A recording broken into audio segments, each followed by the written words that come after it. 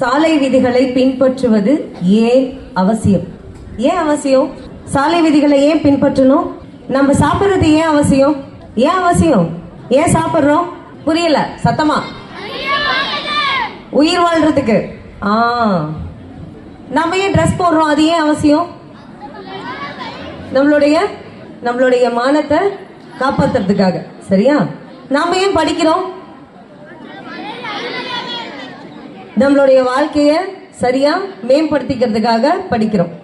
இதெல்லாம் எப்படி அவசியமோ அதே மாதிரி தான் நம்ம வீட்டை விட்டு வெளியில வரும்போது, நீ தெருளையாகட்டும் இல்ல என்எச் ரோட் ஆகட்டும், எதுல நீ பயணம் செய்தாலும் சரி, நடந்து போனாலும் இல்ல பஸ்ல போனாலோ இல்ல கார்ல போனாலும், நீ எதுல வேணாலும் போ, நீ வீட்டை தாண்டிட்டாவே நீ பயணம் செய்கின்ற எந்த ஒரு பாதையாக இருந்தாலும் சரி, அதில் மிகவும் அவசியமாக கடைபிடிக்க வேண்டியது எது?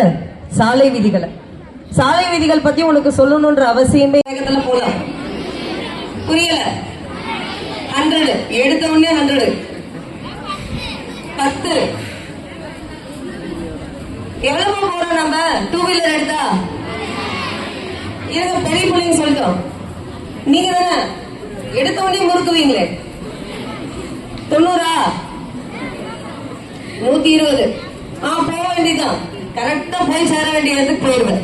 நம்ம உச்ச நீதிமன்றம் கடந்த ஆண்டு ஒரு வழக்கு வந்ததுல சொல்லப்பட்ட வேகம் எவ்வளவு அப்படின்னா, எவ்வளவு கிலோமீட்டர்ல இருந்து எவ்வளவு கிலோமீட்டர் வேகம் வரைக்கும் என்எச் ரோட்ல பயணிக்கலாம் அப்படின்னு சொன்னாங்கன்னா 100 முதல் 160 கிலோமீட்டர் வரைக்கும் பயணிக்கலாம்னு சொன்னாங்க. உச்ச நீதிமன்றம் சொன்னது. ஆனா நம்மளுடைய சென்னை உயர் நீதிமன்றம் அதை மறுத்தது. நம்ம சென்னை உள்ளிட்ட அதிகமான மக்கள் தொகை இருக்கக்கூடிய இடங்கள்ல நம்ம இவ்வளவு கிலோமீட்டர் தூரத்துல, அவ்வளவு தூரத்துல நம்ம வேகத்துல பயணிக்க கூடாது அப்படின்ட்டு அந்த வேகத்தை குறைச்சு தீர்ப்பு சொன்னாங்க. அது எவ்வளவு தெரியுமா? 80 முதல் 100 கிலோமீட்டர் வேகம் வரைக்கும் தான் போகணும் அப்படின்னு சொன்னாங்க. இந்த தீர்ப்பு உடனடியாக நிறைவேற்றப்பட்டது. அதை தான் இப்ப நம்ம ஃபாலோ பண்ணிட்டு இருக்கோம். ஒரு உண்மையை சொல்லணும்னா, நான் வண்டியை எடுக்கும் போது கூட கொஞ்சம் வேகம் அதிகம் தான். என்னுடைய ஆசிரியர் சொந்தங்களுக்கு அது தெரியும். நான் இன்னைக்கு பேச வர்றதுக்கு முன்னாடியே நான் என்ன தயார்படுத்திக்கிட்டேன். இனிமேல் பெருசா ரொம்ப வேகமாலாம் போக மாட்டேன். 60 தாண்டினது கிடையாது இது வரைக்கும். ஆனா 60 அதிகம் அப்படின்ட்டு நான் நினைக்கிறேன். இனி நானும் குறைச்சுப்பேன். கார்ல உட்கார்ந்த உடனே ஃபர்ஸ்ட் என்ன மாட்டணும் தெரியும். ஆனா ஃபாலோ பண்றோமா? ஒரு சிலர் ஃபாலோ பண்றது இல்ல தானே. அதனால எவ்வளவு பெரிய ஆபத்து ஏற்படுது அப்படின்றது இது ஒரு உதாரணம். இந்த மாதிரி நிறைய நடக்குது. உன்னை சுத்தி நடந்தாலும் நீ ஏன் அதை பாதுகாப்பா எடுத்துக்கிறது இல்லைன்னு எனக்கு புரிய மாட்டேங்குது. அவர் மட்டும் சீட் பெல்ட் போட்டிருந்தா அன்னைக்கு அந்த நிகழ்வு கண்டிப்பா நடந்திருக்காரு. வண்டி ரொம்ப வேகமா ஓட்டியிருக்காங்க. வண்டி வேகமா 120 கிலோமீட்டர் வேகத்துல ஓட்டியிருக்காங்க. முன்னாடி வர லாரி சட்டுன்னு கிராஸ் ஆகி வந்ததால நம்ம வண்டி ஓட்டும் போதே நமக்கு தெரியும் எவ்வளவு ஸ்பீட்ல போனா நம்மளால அதை கண்ட்ரோல் பண்ண முடியும். பிரேக் அடிச்சா வண்டி நிக்கணும் டக்குன்னு. அந்த ஸ்பீட்ல தான் நம்ம போகணும்.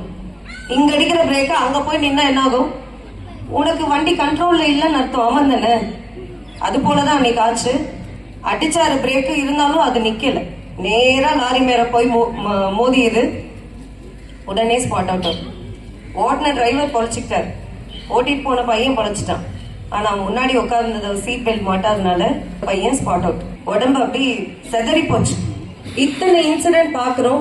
இருந்தாலும் நம்ம வாகனம் எடுக்கும் போது எந்த ஒரு கவனமுமே நமக்கு இருக்கிறது இல்ல. ஏன் இது இருக்கிறது இல்லன்னே புரியல. எவ்வளவு உதாரணம் சொல்றது. தம்பிகளே பிள்ளைகளே கேட்டுக்கொள்ளுங்க, வண்டிய தாய் எடுக்கும் போது கவனம் தேவைகோ.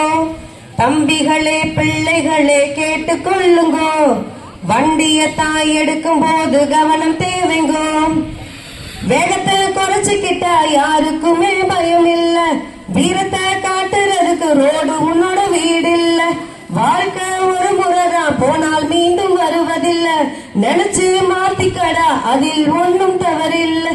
2 கை காலும் இருக்கும் வர பரப்படா, அது போன பிறகு என்ன பயன் சொல்லடா சொல்லடா. தம்பிகளே பிள்ளைகளே கேட்டுக்கொள்ளுங்கோ, வண்டியத்தான் எடுக்கும் போது கவனம் தேவைங்கோ.